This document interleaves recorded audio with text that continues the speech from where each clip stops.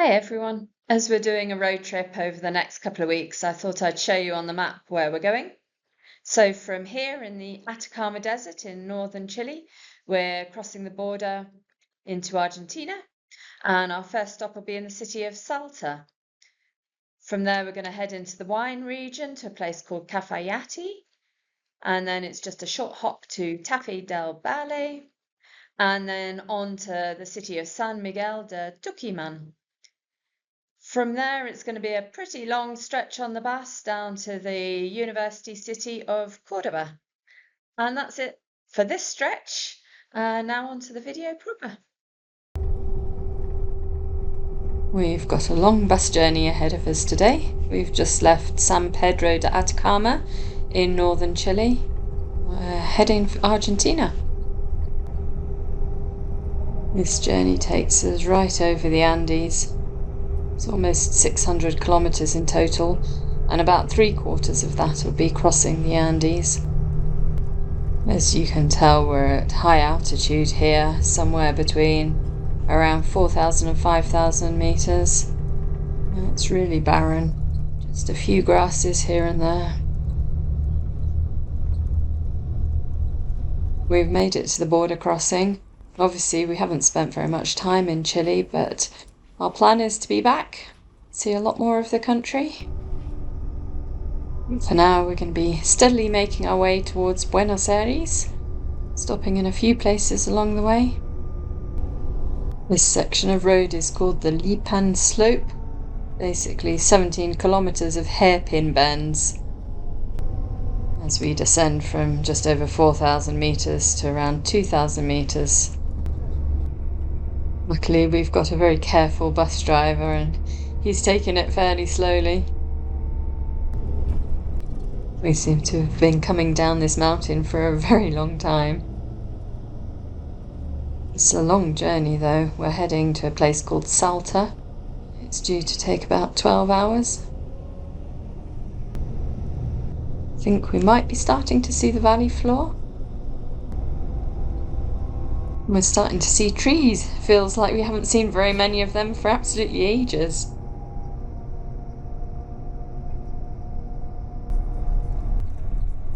This very red hill we're passing is called the Hill of Seven Colours. It's quite a tourist attraction. We're finally just entering the outskirts of Salta. It's been a really long journey. I think a note to self will break the journeys up a bit more in future. We've arrived in Salta and we're just having a little look around. It looks like a nice city. There's this big plaza with lots of cafes and restaurants all around it. The city's at just over 1,000 meters, so we really have come down a long way from yesterday's journey. It's much warmer here, which is really nice. It's a bit of a saccharine looking cathedral, not quite my taste, and fairly modern. The building was completed in 1882. The High Mountain Archaeology Museum is just up here on the right. We're going to have a little look in. It's known for its mummified children. They were Inca sacrifices around 500 years ago. Well, that was a little bit disturbing actually. One of them also had a deformed head, like elongated head, which is something the Incas used to do for high status individuals, which sacrificed children would have been. The city is full of bodegas or wine bars. It'd be rude not to try one. Salud. Cheers. I'm drinking wine from Salta. This is a great city to hang out in for a couple of days. We've got a really nice Airbnb too. So we're on our balcony rooftop, and that's definitely the best view in that direction. But we are just gonna enjoy a little glass of wine. Cheers. Cheers. We're travelling to a small town called Cafayate this morning. It's roughly about 4 hours by bus, south-southwest from Salta. We've been going a little over 2 hours now, and the first part of the journey was fairly unspectacular, but now the scenery is just out of this world. This area is called Quebrada de las Conchas.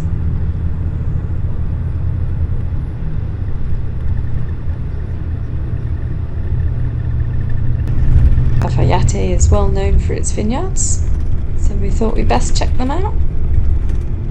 Just checked into our hotel, which is really nice actually. This is the view from the balcony. The owners were telling us a little bit about the history of the building, because it used to be owned by a chap who repaired wagons. When these owners bought it, it had been empty for over 100 years, so they had a big restoration project on their hands. They've done a really good job of it. Cafayate is a pretty small town, really. This is the central plaza. It's about 2 minutes walk from our hotel. The best thing about it is that it's surrounded by little bars and restaurants. By the looks of it, they all sell the local wine. So we're wasting no time. Have a spot of lunch. Maybe it's dinner, I'm not sure. We've opted for their house blend of red. And whilst we wait, we get some free snacks. We've got 3 days in Cafayate, so today we thought we'd come and see the Quilmes archaeological site. It's the largest pre-Columbian settlement in Argentina. The site is in a wonderful area, sandwiched between the mountains on one side and the river valley on the other side. There's a lot of these fairly densely packed square houses. I think around 5,000 people lived here at one time.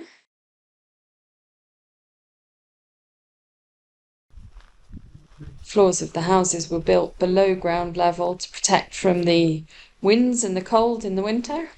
And the walls are pretty thick too, for the same reason. They think the site was occupied from around 850 AD.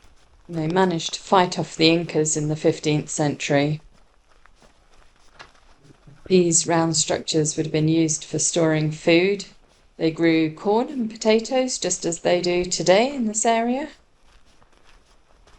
The Quilmes also managed to defend themselves against the Spanish for 130 years until eventually being defeated and killed or captured as slaves. The fortifications we're standing in now would have been key during those battles. Today we thought we'd hire bikes and go to a vineyard that's been recommended just a little way out of the town. It's a lot colder today, must have dropped by about 10 degrees since yesterday. It's a pretty good day for cycling, really. We're just making one stop at the Suri Caves, and this local chap's going to show us around. This area was also inhabited by pre-Columbian people, and it's interesting listening to the guides' stories. Astrology was important to the people who lived here, and the holes in this rock represent the positions of stars at different times of the year. They'd fill the holes with water to be able to see the stars better. The area is known for rock art, but this cave that I'm clambering in didn't have any. It was used to store food. And not really worth the effort, to be honest. Overall, that was very interesting, though. A really nice little stop. Now on to the vineyard for our next activity. This vineyard is called Finca de las Nubes. Nubes means clouds. It's quite fitting today. It's a pretty farm building and garden, and obviously in a gorgeous setting. Salud. Salud. This is their Malbec. So it's a very typical Argentinian food. What have you got, Ben? Empanada de carne. Carne. And these ones are cheese and quinoa, I think you said. So after a bit of a boozy lunch, we've blown off the walk that we were going to do, and we're just heading back.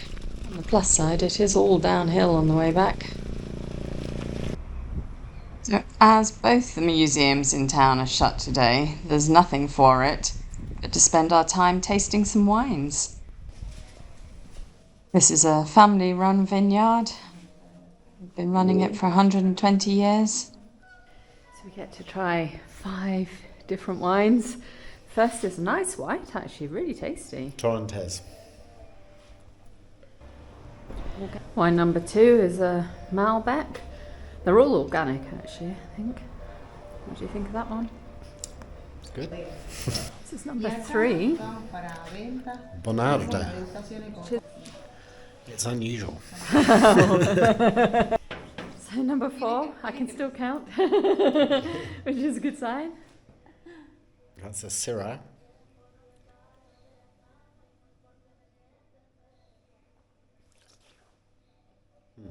Nice. Very nice. Wine number 5.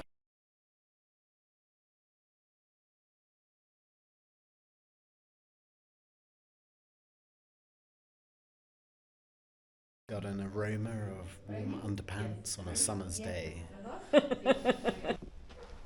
So this is where the magic happens. That wine tasting was really fun, actually. And even though we normally prefer reds, our favourite this time was the Torrentes, the white, the very first one we had. Anyway, it was all very good fun. Got front row seats on the bus today. Yep. We're heading to a place called Cafayate, which is just a couple of hours south of Cafayate. We're just passing row upon row of vineyards. There's no other crop in sight. It's quite dramatic scenery, really. So arid, and then the backdrop of the Andes to the right. We've been climbing for a little while now, just coming over this ridge of mountains. Cafayate is a little further west than Cafayate, so a bit closer into the Andes and a little bit higher. Just about 2,000 metres above sea level, so not super high. I think it might be in the distance underneath that blanket of cloud. So we're just about 15 minutes away from the town now and descending down into the fog. Well, the fog has completely cleared this morning. It's nice and sunny, and we're on the hunt for a taxi to take us to an archaeological museum. It's about 20 minutes away. This site is a collection of these granite stones which have been carved by people known as Los Menhires, the people who lived in this area around 2,000 years ago. The carvings have been worn away on most of the stones, but you can make out faces and animals on a few of them. These blocks have been moved a few times from their original locations over the last 100 years without much archaeological investigation. So not much is known about the blocks or the people who created them. We've just stopped on our way back to Cafayate to have a little look at this dam. It's just used for water storage. There's no hydropower from it. We've got a while before our bus goes, so we're just going to have a little wander around town. We've stopped for a drink and ordered hot chocolates. And here they make them with chocolate bars that are melted in milk. Looks totally delicious.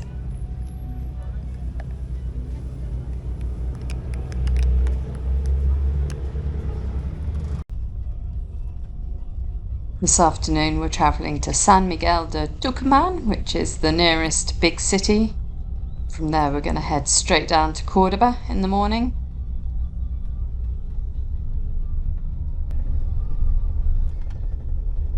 As soon as we got over the mountain ridge out of Cafayate Valley, we're just seeing loads of trees. It's so nice. It's been a long time since we've seen dense forest. At least it's felt like that. I'm just loving the scenery as we wind down the mountain road. We're here in the central bus station in San Miguel de Tucumán. We arrived without incident last night. We got up very early this morning to catch our bus. Well, the journey today is supposed to take around 9.5 hours. The bus was an hour late arriving. I think it's more likely to be 12 hours in total. And the scenery is really not that interesting either. We're just coming into Cordoba now. It has felt like a really long journey today. Cheers. Cheers, I feel like I need this today.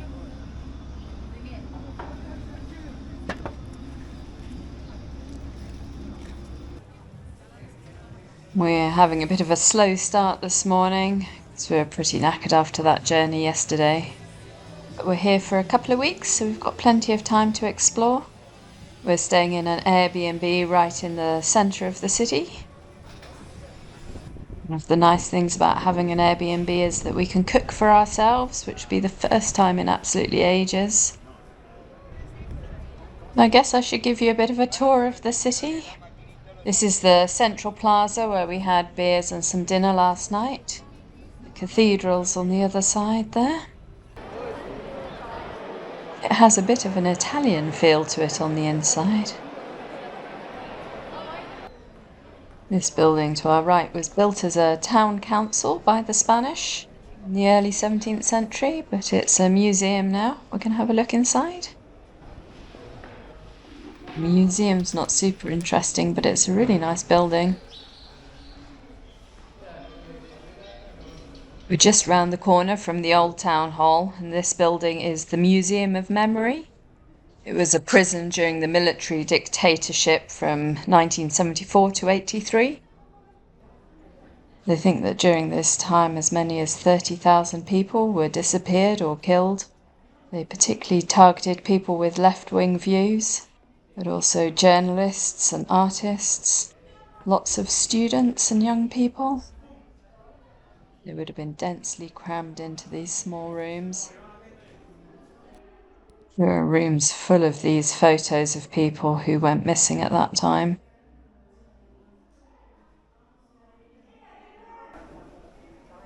This is a library full of books that were banned by the dictatorship, including children's books. On a lighter note, I thought I'd show you this park, because the trees are absolutely full of parakeets and their nests. You can see some little chicks, though they are pretty hard to spot. We're now in the area called Nueva Cordoba, to the south of the main square. There's a cluster of art galleries here which we want to have a look at. This is the Fine Art Museum, which has some fantastic works in it. This is the Urban Art Museum, and they're holding a chess championship here. I think we could join in if we wanted to. Yet another fantastic building housing the Photography Museum. I should say we didn't visit all those museums on the same day. I just thought I'd show you the highlights from our trip. This area we're passing through now is the National University of Cordoba. It's the oldest university in the country. Actually, the only university for more than 2 centuries. Time for some refreshments, I think.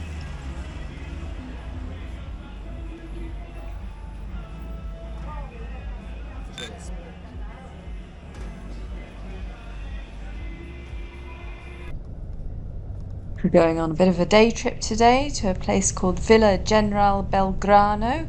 It's a couple of hours on the bus, just to the south of Cordoba. The town we're going to, like a few in this area, has a very German feel to it. It was set up in the 1930s by a couple of German speculators. Before we look around town, we're going to head up to those hills in the distance for a bit of a walk. It's a lovely day for a walk. We have actually had a couple of days of rain, but it's nice and sunny and about 21 degrees.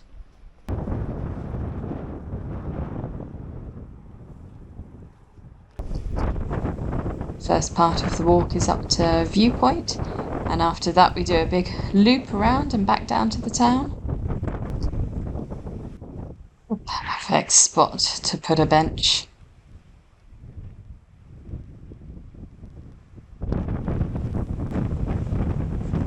Well, this is the viewpoint, and that sculpture in front of us is supposed to be the Virgin. The wind is so strong up here, it's a struggle not to just be blown over by it. Well, we've come back down the hillside, and we're not too far from town now. After the town was founded by Germans, it attracted a lot more German immigrants, including a fair number of military after the Second World War. The houses do look a bit more German than Argentinian. Anyway, after all that walking, we're feeling pretty thirsty, so it only seems fitting to find a German bar, of which there are several in this town. Salud. Sure. Skål, yes, absolutely.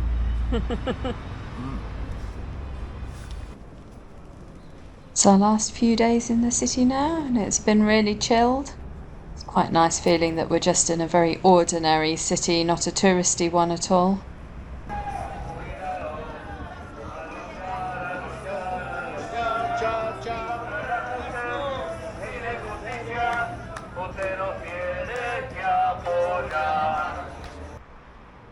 Almost every day we've been out, we've seen a small protest of one sort or another, and today's no exception. Mainly they've been for better pay and conditions. A really popular thing to do on a Sunday is come down to the big park in the south of the city.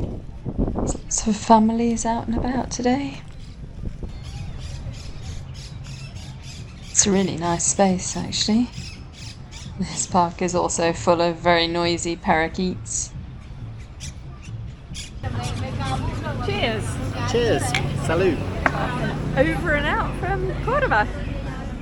Adios, muchachos.